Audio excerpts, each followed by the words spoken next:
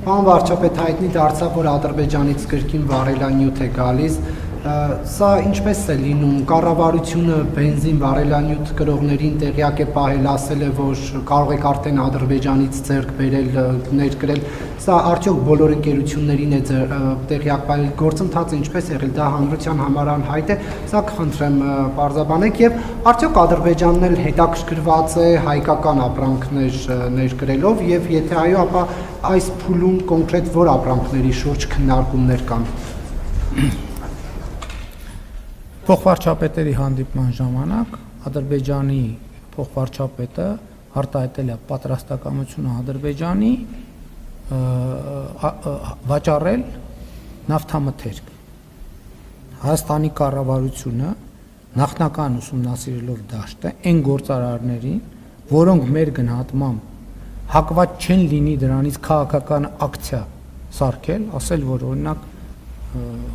կառավարությունը մեզ ստիպում է, որ մենք Ադրբեջանից բենզին գնենք, իսկ մենք չենք գնում բենզին, որովհետև եւ այլն եւ այլն։ Մենք ասել ենք, որ կա այդպիսի հնարավորություն։ Եվ երկու կողմերի ընկերությունները, եթե չեմ սխալվում, Հայաստանի կողմից երկու ընկերություն կապ են հաստատել, միջայլոց ասեմ, բոյկոտի դրսևորում առաջին խմբականակի ներկրման ժամանակ եղավ, որովհետև եղան ցանցեր, ովքեր հրաժարվեցին վաճառել այդ բենզինը, ինչը նշանակում է, որ մեր նախնական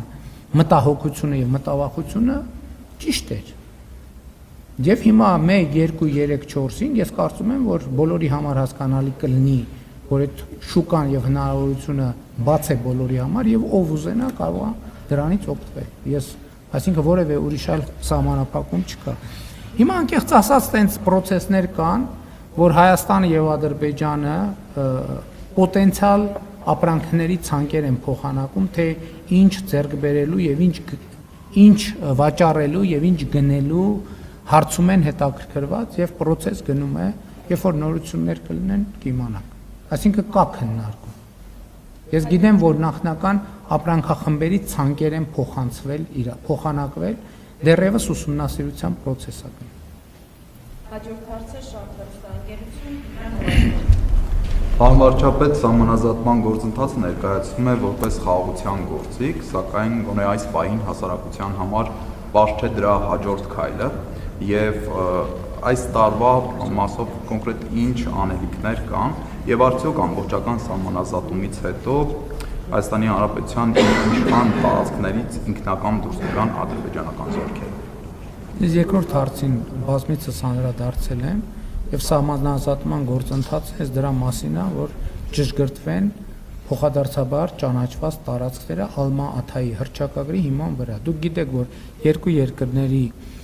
սահմանազատման հանձնաժողովների համատեղ գործունեության կանոնակարգում արձանագրված է Ալմա-Աթայի հռչակագիրը որպես սահմանազատման բազային սկզբունք եւ դա պետք է իրագործվի։ Սահմանազատման գործընթացում գիտեք, որ հանդիպում տեղի է ունեցել եւ հիմա որոշակի աշխատանքային process-ներ են տեղի ունենում եւ պատեհ առիթով սահմանազատումը գործընթացը կշարունակվի, այսինքն հիմա էլ է շարունակվում, բայց ամեն ինչ չի որ գետնի վրա տեղի ունենում, որովհետեւ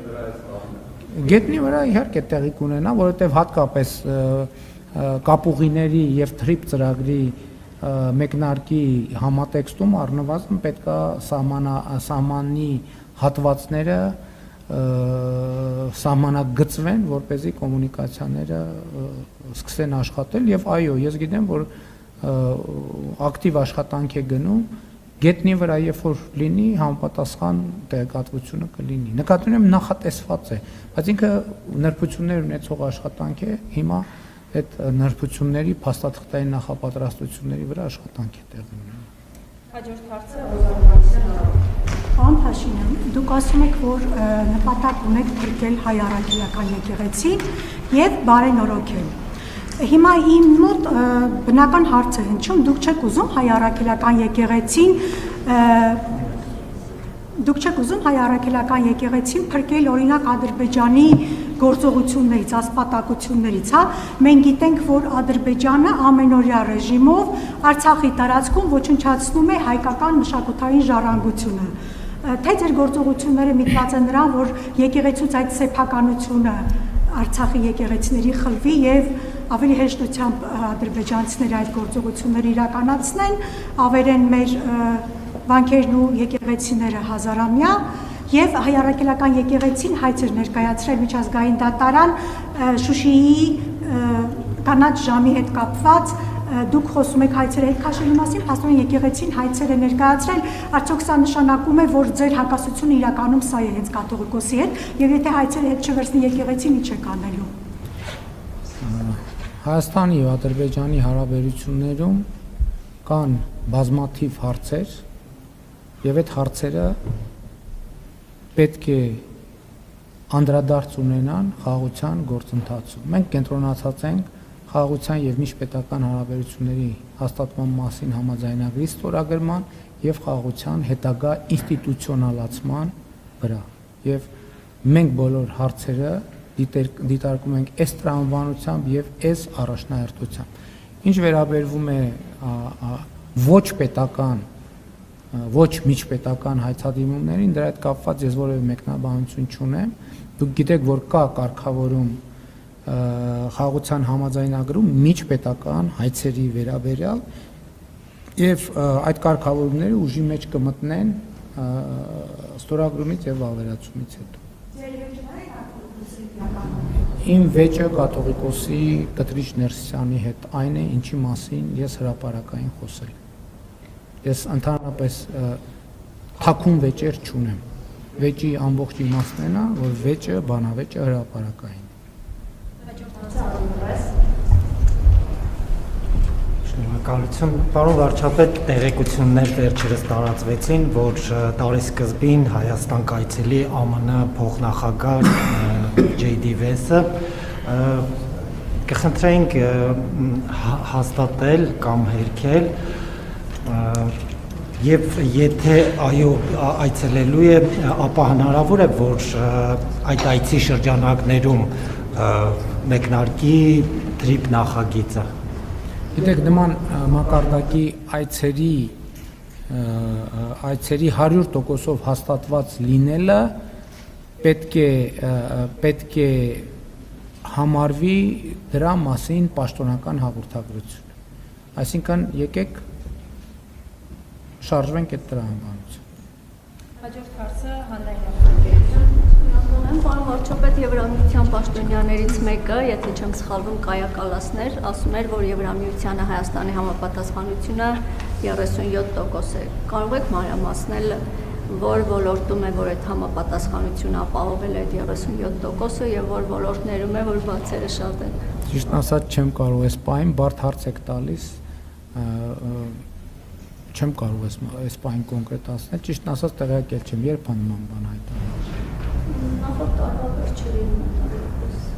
Շատ լավ, 37%։ Մենք շարունակում ենք հետևականորեն մեր աշխատանքը, որպեսզի համապատասխանության տոկոսը ավելի շատ լինի, բայց ես կխնդրեմ, որ լրացուցիչ տեղեկանք կխնդրեմ, որպեսզի ավելի մանրամասն տեղեկանամ, չէ կոնկրետ տոկոսի մասին չեմ կարող ասել կոնկրետ այս բանը։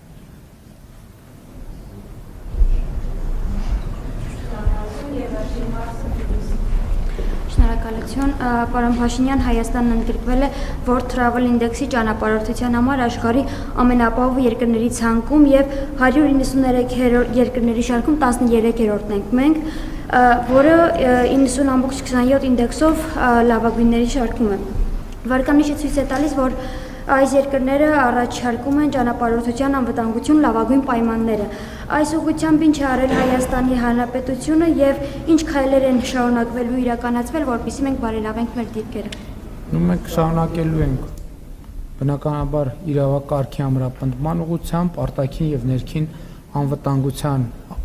մակարդակի շարունակական բարձրացման ուղղությամբ մեր աշխատանքը եւ